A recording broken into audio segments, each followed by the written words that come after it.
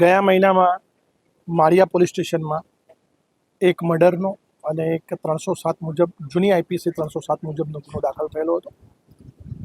એમાં આર્મ્સ હથિયારનો પણ ઉપયોગ થયેલો હતો. તો અમારા રેન્જ આઈજીપી શ્રી કોરડિયા સરની સૂચના અને એમના માર્ગદર્શન હેઠળ સમગ્ર જિલ્લાની પોલીસ સાથે અમે માળિયામાં આજે મેગા કોમ્બિંગ કરેલું છે.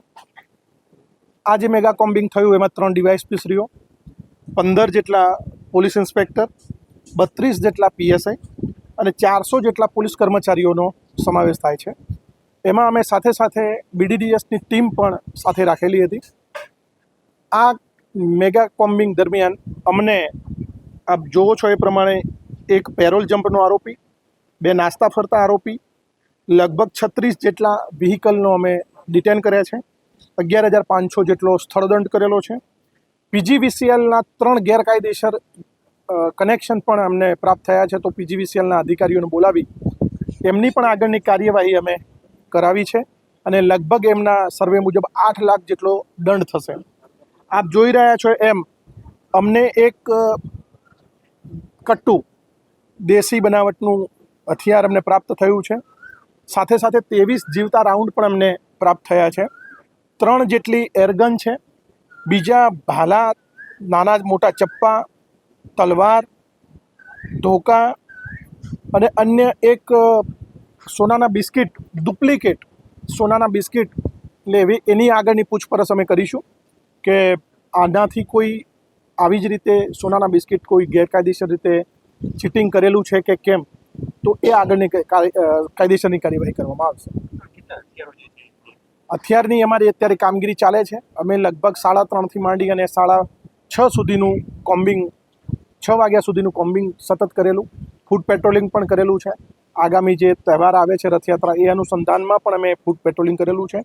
તો એ આગળની જે કાયદેસરની કાર્યવાહી છે એ અમે ગુનો દાખલ કરીને પછી આપણે મારી ધારણા મુજબ આ મેગા કોમ્બિંગ આ પ્રકારે છે. સાથે સાથે બીજા અન્ય 3 ગામમાં પણ અમે 1 પીઆઈ, 2 પીએસઆઈ અને 30 જેટલા પોલીસ કર્મચારીઓ સાથે, અને ત્યાં પણ 3 ગામનું એક સુપરવિઝન ડીવાયએસપી શ્રીએ કરેલું છે.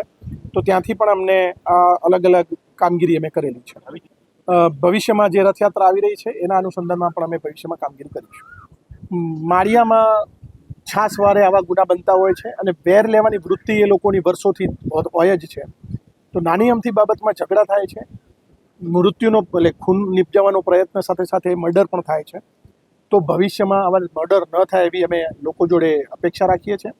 આજે સાથે સાથે અમે જે ટીમો બનાવી છે એમાં 68 જેટલા આરોપીઓ અગાઉ જે આર્મ્સમાં પકડાયેલા હોય, સાથે સાથે બીજા મારા શરીર સંબંધી ગુનાના આરોપીઓ હોય એમને પણ ઘરે જઈને રૂબરૂ ચેક કરેલા છે.